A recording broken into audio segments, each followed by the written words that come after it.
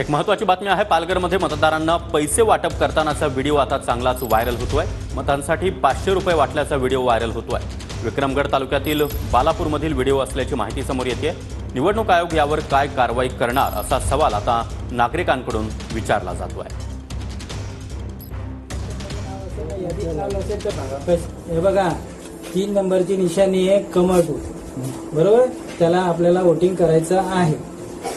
कोणी काही बोललं तरी 3 नंबरची निशाणी कमळ फुलालाच करायचं आहे। आमच्या उमेश म्हणजे हे असेल इलेक्शन मध्ये नाव असेल ना, यादीत नाव नसेल तर शोधा आणि पैसे त्यांच्याकडून घ्या। किंवा इलेक्शन द्यायला याल, इथं आता सध्या नसेल तर या आणि पैसे घेऊन यांच्याकडे।